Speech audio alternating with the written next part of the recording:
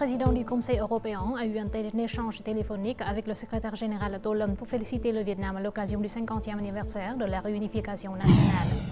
Durant les vacances du 30 avril et du 1er mai, sur les chantiers de construction d'autoroutes, des milliers d'ouvriers et d'ingénieurs continuent à travailler. Cette année, les circuits culturels et historiques règnent en popularité. Depuis le début d'avril, les sites historiques de Ho Chi Minh Ville accueillent un grand nombre de visiteurs.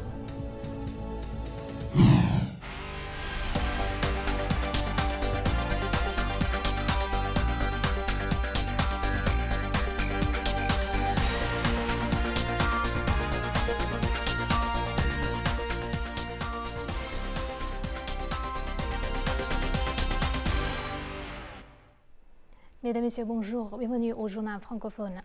Mercredi soir 30 avril, le président du Conseil européen, Antonio Costa, a eu un échange téléphonique avec le secrétaire général du Parti communiste vietnamien Tô Lâm pour féliciter le Vietnam à l'occasion du 50e anniversaire de la libération du Sud et de la réunification nationale.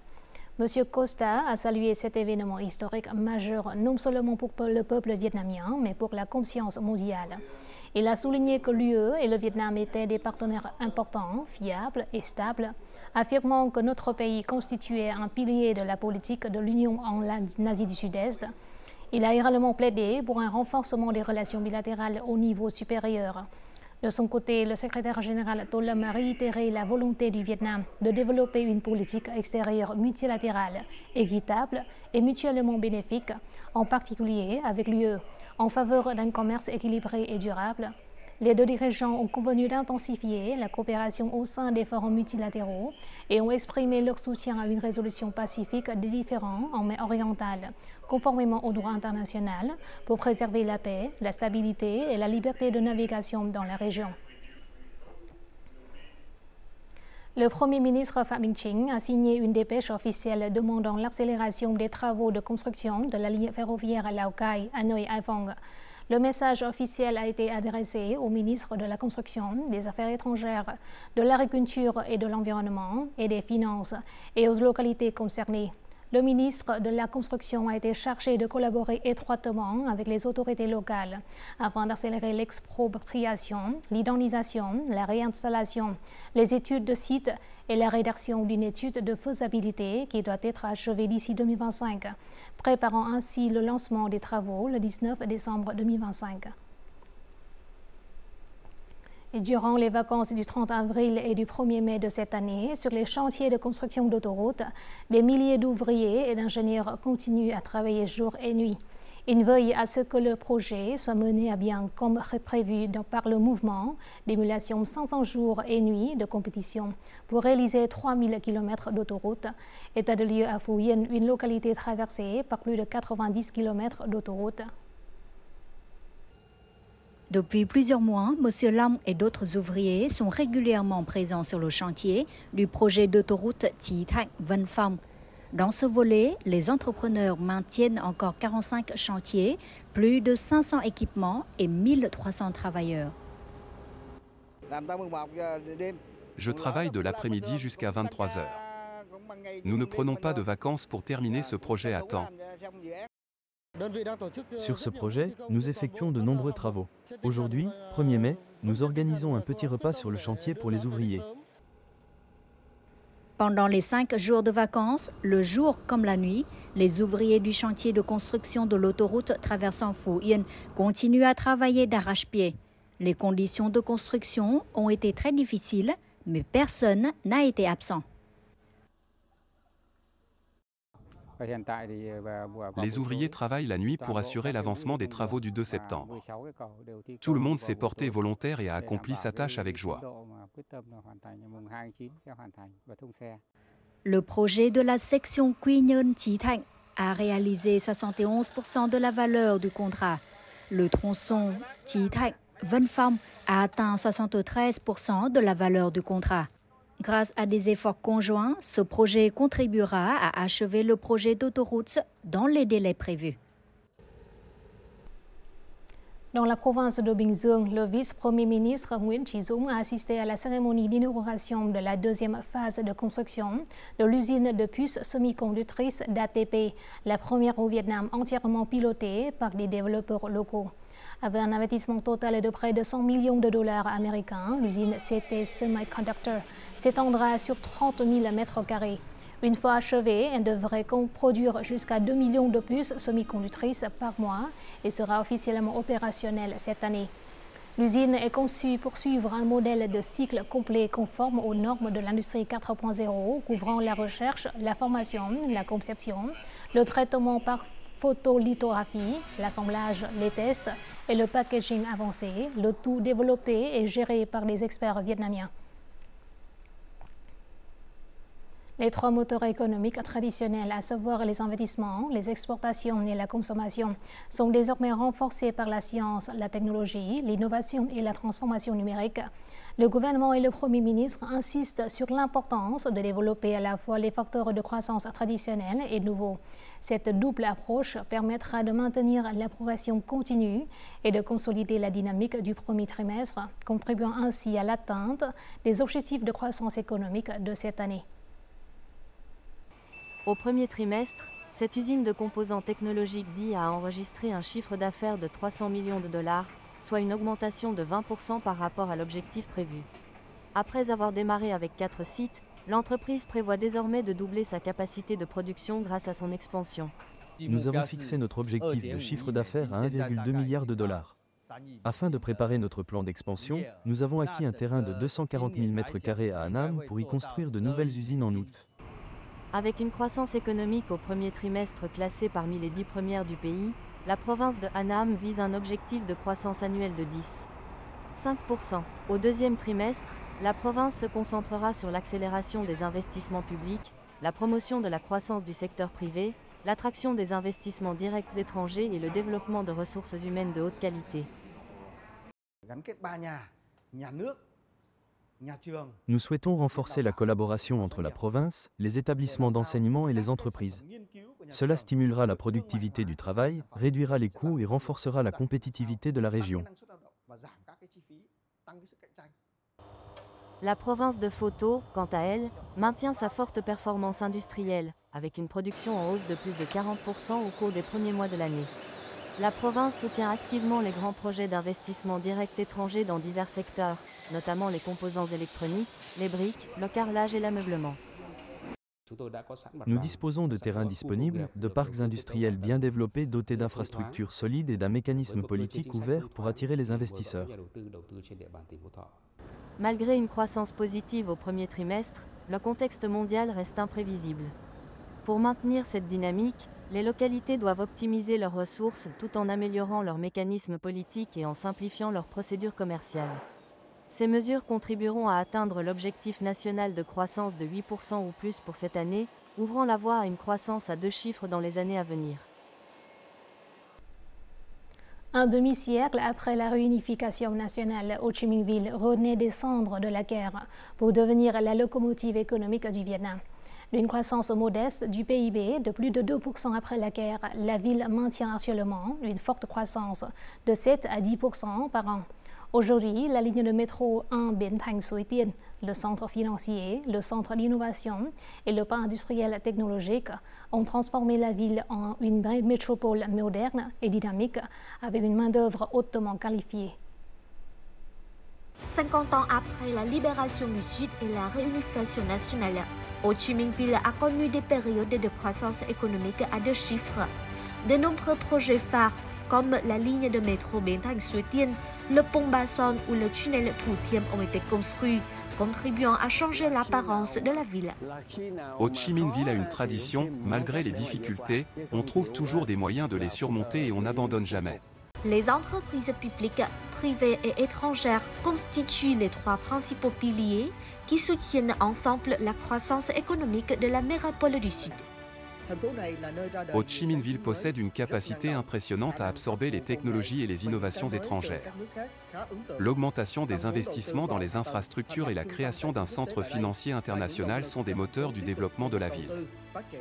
Près de la moitié des startups actuelles choisissent Ho Chi Minh Ville pour faire des affaires. De nombreuses entreprises technologiques y ont prospéré et ont atteint des valorisations de plusieurs milliards de dollars. L'économie de Ho Chi Minh Ville, après sa fusion avec les provinces de Bà Rịa Vũng Tàu et Bình Dương, pourrait représenter un quart du PIB du pays, avec une population de près de 14 millions de personnes. Je crois que Ho Chi Minh Ville sera le principal moteur de la croissance et du progrès du pays. Les ressources de la ville proviennent également des Vietnamiens d'outre-mer qui se tournent toujours vers le patrie. J'espère devenir un pont reliant les intellectuels vietnamiens d'outre-mer pour qu'ils contribuent au pays. Beaucoup d'entre eux sont professeurs et occupent des postes importants dans des organisations internationales. Après 50 ans de développement de Ho Chi Minh Ville, chaque citoyen s'efforce toujours de rendre la ville plus prospère à l'avenir.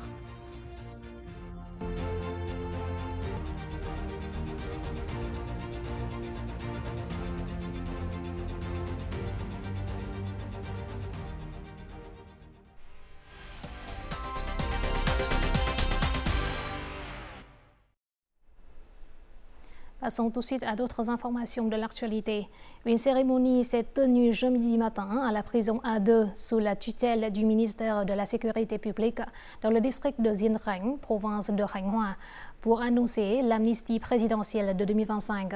Le vice-premier ministre permanent Nguyễn Hòa Bình, qui préside le Conseil consultatif central sur l'amnistie, était présent et a félicité les détenus de la prison A2 et du pays qui ont bénéficié d'une amnistie. Il s'est dit confiant que les personnes libérées surmonteront les difficultés futures et se réinsériront avec succès dans la société, avec une confiance et une détermination renouvelées. Le vice-premier ministre a appelé les organismes gouvernementaux, les entreprises et les collectivités à soutenir ces personnes, à rejeter la discrimination et à créer les conditions favorables à leur réinsertion. La décision du président de l'État a accordé l'amnistie à plus de 8050 personnes à travers le pays. La politique du parti et de l'État envers ceux qui commettent des crimes est une punition sévère combinée à une clémence. La journée d'amnistie est l'occasion pour les milliers de prisonniers bien réformés de retourner à la maison et de devenir des personnes utiles à la société. État de lieu à la prison de Ngọc Lý dans la province de Bắc Giang, où 246 personnes ont bénéficié d'une amnistie.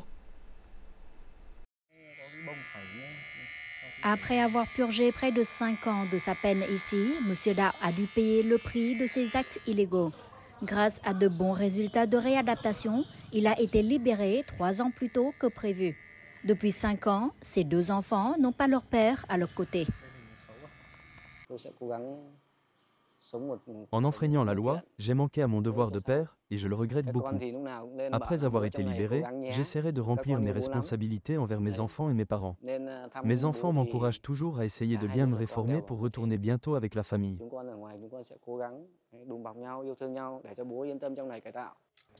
M. Huân est l'un des prisonniers les plus habiles de la prison de Ngọc Lý. L'ensemble du système de plantes ornementales du camp est pris en charge par lui et un groupe de prisonniers. Aujourd'hui, c'est son dernier jour de travail. Il est éligible à l'amnistie cette fois-ci grâce à ses efforts au cours du processus de réhabilitation. Depuis 5 ans, sa mère s'occupe seule de ses enfants. Je travaillerai comme chauffeur de taxi après ma sortie de prison. Je n'enfreindrai plus jamais la loi. Je me sens tellement coupable envers ma mère et mes enfants. Le bénéficiaire d'une amnistie est soigneusement sélectionné et surveillé. À la prison de Ngọc Lý et dans d'autres prisons du pays, le taux de récidive des prisonniers éligibles à l'amnistie ces dernières années est très faible, seulement moins de 0,1%. Nous les éduquons à faire des choses utiles pour revenir dans la société. Mon plus grand souhait est que 100% des prisonniers graciés auront un emploi stable, une vie paisible et surtout ne violeront plus jamais la loi.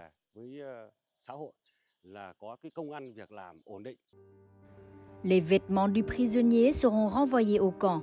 Se relever après être tombé, une nouvelle vie attend Madame Anh et d'autres prisonniers graciés. Les nuits ici sont très longues. J'ai du mal à dormir. Je veux refaire ma vie. Je prendrai le bon chemin. Une porte se ferme, mais une autre s'ouvre. L'amnistie n'est pas seulement une clémence de la loi, mais aussi un rappel que chacun mérite une chance de prendre un nouveau départ s'il fait un effort.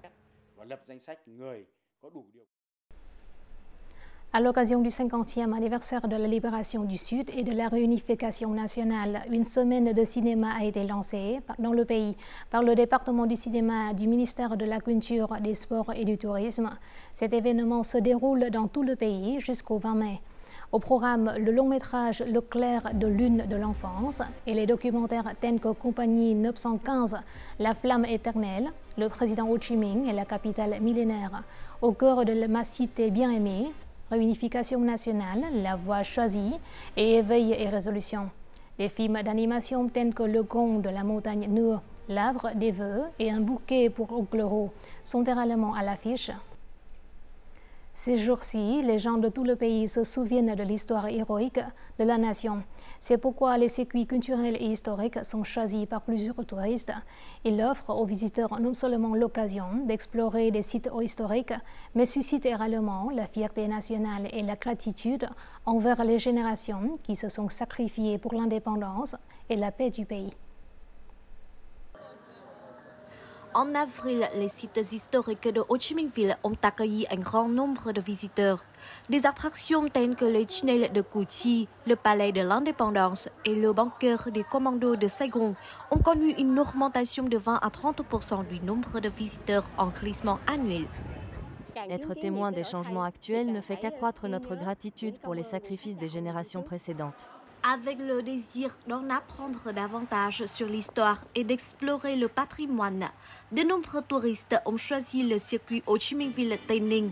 L'un des points forts de cette visite est la cérémonie de levée du drapeau au sommet de la montagne Ba Đen dans la province de Tây Ninh. Cette expérience suscite une profonde fierté nationale dans le cœur des locaux. Lorsque j'entends l'hymne national, je suis profondément ému et reconnaissant envers ceux qui ont sacrifié leur vie pour que nous puissions profiter de la paix et du progrès aujourd'hui. Autrefois base de communication ennemie, le mont Ba Đen est devenu un lieu sacré 50 ans après la réunification du pays. Les vétérans retournent aujourd'hui sur cet ancien champ de bataille pour se souvenir de leurs camarades. Nous sommes profondément touchés de voir davantage de visiteurs venir, non seulement pour faire du tourisme, mais aussi pour allumer de l'encens en mémoire des martyrs héroïques. Leurs prières pour la paix, la prospérité et le bien-être national témoignent d'un profond respect et d'une profonde gratitude envers ceux qui se sont sacrifiés pour notre pays. La visite de sites historiques donne aux visiteurs l'occasion de renouer avec le passé, de susciter la fierté et la gratitude pour les sacrifices des générations précédentes et de mieux apprécier la paix dont nous jouissons aujourd'hui.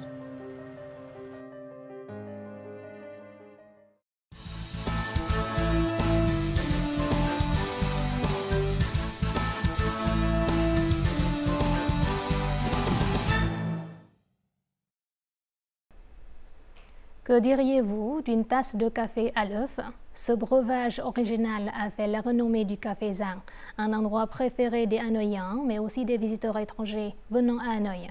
La capitale compte environ 40 000 bistrots de café, mais le café Giang est l'une des marques les plus connues. Avec l'afflux de touristes étrangers, son café à l'œuf est devenu de plus en plus populaire à l'échelle internationale. Mes amis vietnamiens et étrangers, chaque fois qu'ils viennent à Hanoï, je leur offre souvent un combo culinaire, manger du feu et boire du café Giang. Le café aux œufs est vraiment délicieux. Lorsque vous venez à Hanoï, vous devez absolument essayer cette boisson. Ce café aux œufs est assez étrange, mais très délicieux. Je suis très fier qu'à Hanoï, il existe un café qui a survécu aux fluctuations de l'histoire et qui conserve toujours sa saveur unique.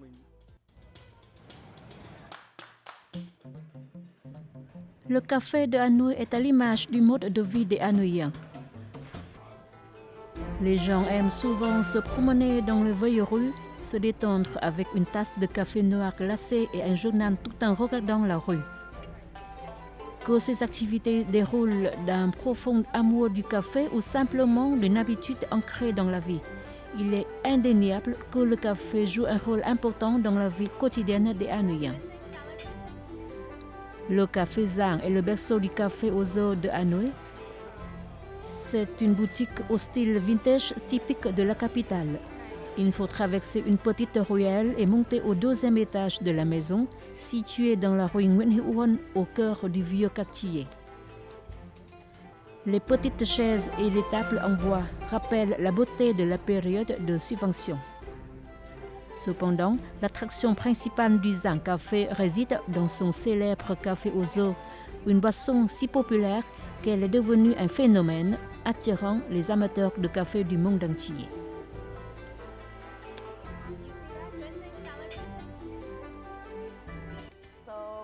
J'ai entendu parler du café Giang via TikTok alors que je recherchais des endroits à visiter au Vietnam. Toutes les vidéos me conseillent d'aller au café Giang à Hanoï pour déguster du café aux œufs. J'adore boire du café. En Malaisie, je n'ai jamais bu un café au goût pareil. Votre café aux œufs est spécial. Les Allemands consomment beaucoup de café et nous avons notre propre façon de boire du café. Mais après avoir bu cette tasse de café aux œufs, j'aimerais bien la déguster tous les jours. Je trouve ça délicieux et c'est exactement la boisson qu'il me faut. Si quelqu'un me la préparait tous les matins, je l'apprécierais beaucoup. Ouvert en 1946, le petit café Zang, portant le nom de son fondateur, s'est taillé rapidement une solide réputation. Vũ Khắc Sơn est l'héritier de l'héritage du café Zang.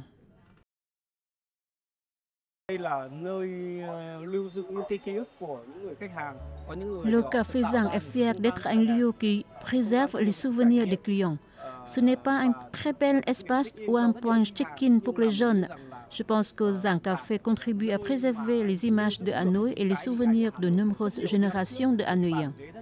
Avec les petites tables et chaises, les tasses, les bols ou le style de service, je veux que Zang Café soit un lieu où les gens peuvent retrouver des images du passé, de leurs parents et de leurs grands-parents.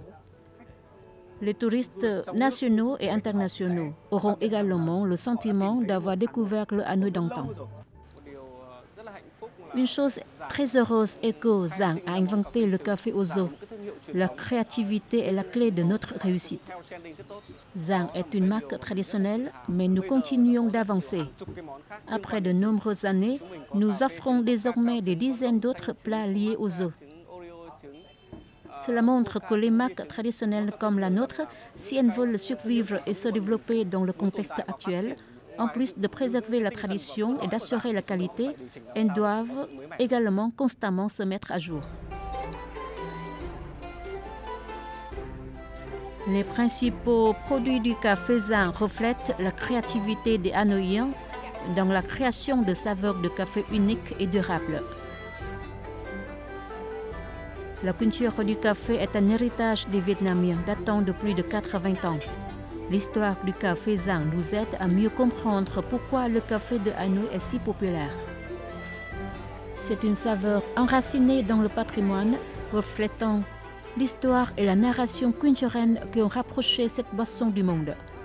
Le café aux œufs en particulier a atteint un public mondial. La chaîne CNN a également fait l'éloge de cette spécialité de Hanoï, d'une boisson encore inconnue des Vietnamiens.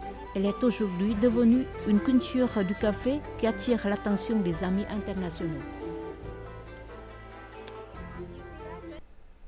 Voici tout de suite les prévisions météo dans les principales villes du Vietnam.